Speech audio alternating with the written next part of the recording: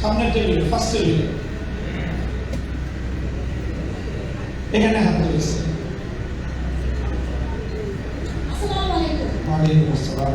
আমি সামিয়া, 33 নম্বর ওয়ার্ডের ভোটার। আমার ফ্যামিলিতে 7 জন মেম্বার, 7 জনই আপনাকে ভোট দিবে, এটা নিশ্চিত ইনশাআল্লাহ। আলহামদুলিল্লাহ। আমার প্রশ্নের উত্তর দেওয়া লাগে না, ভোট তো নিশ্চিত। এখন শায়েক, আপনার কাছে আমার একটা দাবি, আমরা মোহাম্মদপুরে মেয়ে যারা আছি, আমাদের জন্য একটা নিরাপদ মাঠ, নিরাপদ একটা জায়গা দরকার, যেখানে আমরা মেয়েরা নিরাপদভাবে কথা বলতে পারবো, নিরাপদভাবে চলতে পারবো এবং আমাদের কিছু আনন্দ মুহূর্ত কাটাতে পারবো। কারণ প্রত্যেকটা জায়গাতে, মাঠের জায়গায় দেখতে গেলে ছেলেরা থাকে, আমরা স্বাধীনভাবে হাঁটতে পারি না। বিশেষ করে মুরব্বীরা যারা থাকে, তাদের ডায়াবেটিসের সমস্যা থাকে, তারা সঠিকভাবে হাঁটতে পারি না। আমরা বিভিন্ন পোশাক আশাক নিয়েও আমাদের অনেক সমস্যা হয়। আমরা আপনার কাছে চাই যে আমাদের মোহাম্মদপুরে মেয়েদের জন্য, শুধু মেয়েদের জন্য একটা স্থান, যেখানে আমরা মেয়েরা আনন্দ কাটাতে পারবো এবং আমাদের কথোপকথনগুলো শেয়ার করতে পারবো, একে অপরের যোগাযোগ রাখতে পারবো এবং আমাদের নিরাপদ একটা কর্মস্থান দরকার, যেখানে আমরা নারীরা সঠিকভাবে কাজ শিখতে পারবো এবং আগামীতে ভবিষ্যৎ করতে পারবো। প্রশ্ন একটা প্রশ্ন হয়েছে বোন, ধন্যবাদ সুন্দর একটা বিষয় উত্থাপন করার জন্যে। এই যে বিষয়টা, যে কথাটা আসলো যে পাবলিক জোন, এটা হলো খুব বেশি প্রয়োজন। এটা আমাদের শিশু কিশোরদের পক্ষ থেকেও, আমি খেলতে গেছি একদিন ওদের সাথে ক্রিকেট, ওরা আমাকে পেয়ে এই মাঠের আবদার করেছে। তো এই ব্যাপারে ইতিমধ্যে আমি আমার নির্বাচনী যে প্রচারণা এবং আমার নির্বাচনী যেই কমিটমেন্ট, যেই কথাগুলি আমি বলছি, তার মধ্যে এটা একটা গুরুত্বপূর্ণ বিষয়। সেটা হলো যে বিশেষ করে আমাদের যে মোহাম্মদপুরের দুইটা অঞ্চল আপনারা জানেন, একটা হলো পুরাতন ঐতিহ্যবাহী যে আবাসিক এলাকা, রিং রোডের পূর্ব দিকে, রায়ের বাজার থেকে পূর্ব দিকে যে অঞ্চলটা, এটা হলো মোহাম্মদপুরের প্রাচীন এলাকা, কয়েকশো বছর আগের নগরী বা শত বছর আগের জনপদ। আর রিং রোড এবং সাত মসজিদ এরপর থেকে রায়ের বাজারের পশ্চিম দিকে যে এলাকাটা গড়ে উঠেছে, সেটা হলো বিগত 40 বছরে এই এলাকাটা আমার চোখের সামনে গড়ে উঠেছে।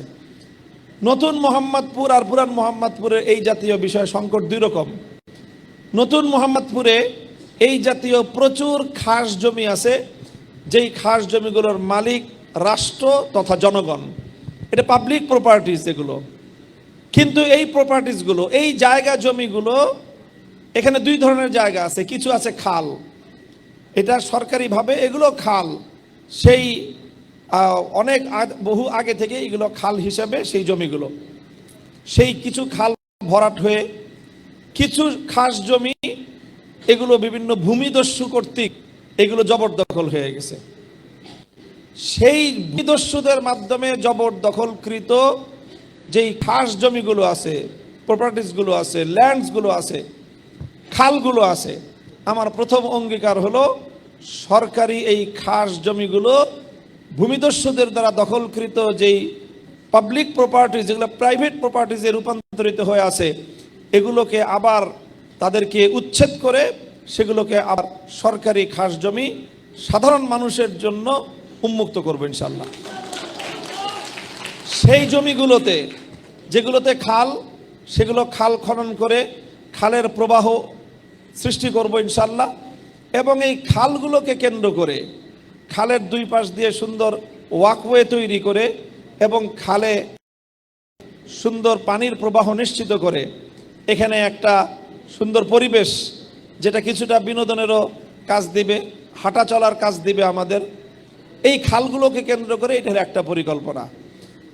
আর হলো ওই যে সকল খাস জমি যেগুলো আছে, অথবা নতুন যে সকল হাউজিং এখনো হচ্ছে, হাউজিং এখনো পর্যাপ্ত জায়গা আছে, সেই সকল হাউজিং কর্তৃপক্ষকে তাদের সাথে কথাবার্তা বলে হাউজিং করার জন্য সরকারের যে রুলস আছে, যে সেখানে একটা স্পেস, একটা পার্সেন্টেজ রাখতে হয় পাবলিক জোন হিসাবে, সেই জায়গাগুলিও সব দেখা যায় যে হাউজিং কর্তৃপক্ষ সেগুলোকে ভোগ দখল করে রাখে। আমি একটা তিক্ত অভিজ্ঞতা আপনাদের সাথে শেয়ার করি। আমি একটা হাউজিংয়ে রাস্তা হচ্ছে না, সিটি কর্পোরেশনকে বলে যোগাযোগ করে দিলাম রাস্তাটা করে দেন। সিটি কর্পোরেশন এগ্রি করলো যে ঠিক আছে আমরা রাস্তা করে দিচ্ছি, ইঞ্জিনিয়ারকে পাঠাচ্ছি, সে সব রোড করে ম্যাপ করে রাস্তা করে দিবে। আবার কিছুদিন পরে খবর নিলাম, হাউজিং কর্তৃপক্ষকে বললাম যে সিটি কর্পোরেশন আপনাদের রাস্তাটা করে দিচ্ছে, আপনারা সিটি কর্পোরেশনের সাথে কোঅপারেশন করেন। আমি নিজে কোঅপারেশন করে দিলাম, রাস্তা হয় না। ঘটনা কি, আবার সিটি কর্পোরেশনকে আমি ফোন দিলাম, তারা বললো যে হুজুর এই হাউজিং কর্তৃপক্ষ তারা প্লট মালিকদের কাছ থেকে, জমির মালিকদের কাছ থেকে যেই পরিমাণ যেই পার্সেন্টেজ জায়গা নিয়েছে রাস্তা করার জন্য, আমরা জানি যে হাউজিংয়ে যারা জায়গা কিনে প্রায় 20% জায়গা কম পায়, 25% জায়গা কম দেওয়া হয়, এবং এই জায়গাগুলি রোডঘাট করার জন্য, এবং এই জায়গাগুলো এই রাস্তাগুলো সিটি কর্পোরেশনে এর মালিকানা হস্তান্তর করতে হয়। তখন সিটি কর্পোরেশন এখানে রাস্তাঘাট সব এভরিথিং সমস্ত ফ্যাসিলিটিস এবং সব তারা এই সুবিধাগুলো এখানে দেয়। বলে যে এই জায়গাগুলোর রাস্তা সব হাউজিং কর্তৃপক্ষ নিজেদের নামে খেয়ে ফেলছে। এখন সিটি কর্পোরেশনকে লিখে দেওয়ার মতো এই হাউজিংয়ের কাছে কোনো রাস্তাই নাই।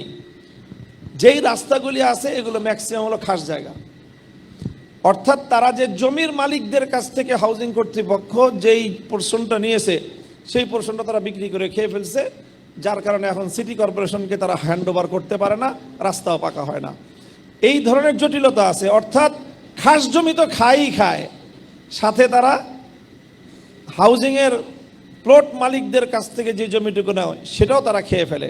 এই হলো আমাদের অবস্থা। যাই হোক, তা আমার বক্তব্য, আমার অঙ্গীকার হলো এই হাউজিং কর্তৃপক্ষদের সাথে দেন দরবার করে তাদের সাথে এই বিষয়গুলো মিট করে তারপরে হাউজিংয়ে পাবলিক জোন সৃষ্টি করা, তারপরে সেখানে খাস জমিগুলো উদ্ধার করে সেখানে খেলার মাঠ শিশুদের জন্য, এবং যেটা প্রশ্ন করে সেটা তাহলে সেখানে অবশ্যই একটা 30 জন আলাদা করতে হবে ইনশাল্লাহ। তো আমি ইনশাল্লাহ সেটা করব যে তাহলে বড় কোনো একটা মাঠ যেটাকে আমরা এমনভাবে আয়োজন করব যে সেখানে অনলি লেডিস তারা শুধুমাত্র ওখানে ওই পার্কটা শুধু তাদেরকেই শুধুমাত্র অ্যালাউ করা হবে, সেখানে জেন্টস নট অ্যালাউড, এরকম একটা পরিবেশ থাকবে ইনশাল্লাহ। তাহলে সেই ক্ষেত্রে দেখা যাবে যে মেয়েরা সেখানে অনেক সুন্দর পরিবেশ করা হলো, সেখানে তাদের জন্য সকালবেলা যেন তারা সকালে সন্ধ্যায় পায়চারি করতে পারে, হাঁটতে পারে, এবং সেখানে লেডিস গ্যাদারিং হতে পারে নিজেদের মধ্যে, সেখানে তারা গল্প করলো, কথা বললো, কোনো আয়োজন করলো, হ্যাঁ কোনো সামাজিক অনুষ্ঠানের আয়োজন করতে, এরকম একটা সেফটি দিয়ে নিরাপদ একটা জায়গা ইনশাল্লাহ করব। এটা আমার প্রত্যয় থাকলো, এটা আমার কমিটমেন্ট থাকলো ইনশাল্লাহ। এরপরে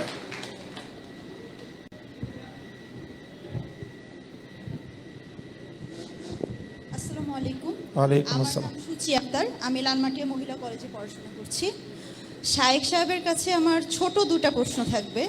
একটা হচ্ছে যে আমাদের মোহাম্মদপুরের মেয়েদের নিরাপত্তা নিয়ে আপনার কোনো পরিকল্পনা আছে কিনা, প্লাস হচ্ছে যে আমাদের যে শুধু যে পুরুষ যে বেকারত্বে আছে এমনটা না, মহিলাদের বেকারত্ব প্লাস হচ্ছে কর্মসংস্থান নিয়ে, আর হচ্ছে আপনার উদ্যোক্তা হিসেবে আপনার কোনো আছে কিনা, পরিকল্পনা আছে কিনা, যদি থাকে সেটা আপনি বলতে পারেন আর কি।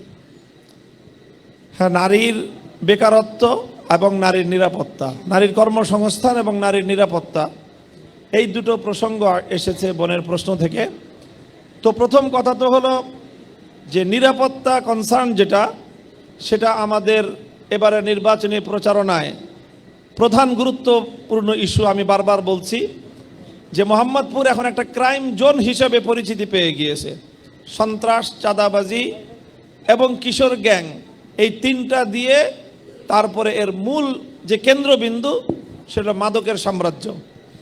তো মূলত এইটাই মোহাম্মদপুর এই অঞ্চলের তাদের এই মানুষের সাধারণ মানুষের নিরাপত্তা বিঘ্নিত করছে, এবং এগুলোর সাথেই সম্পৃক্ত নারীর নিরাপত্তাটা আরও বেশি।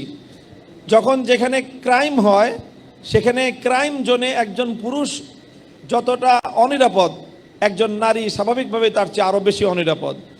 আমি যখন এলাকার নিরাপত্তা নিশ্চিত করতে পারবো, তো সেই নিরাপত্তাটা যেমন পুরুষকে ফ্যাসিলিটি দিবে এবং তার জন্য একটা নিরাপদ এলাকা উপহার দিবে, স্বাভাবিকভাবেই নারীর জন্য সেটা আরও বেশি গুরুত্বের সাথে নারীর নিরাপত্তার বিষয়গুলিকে আমরা অগ্রাধিকার দেব ইনশাল্লাহ।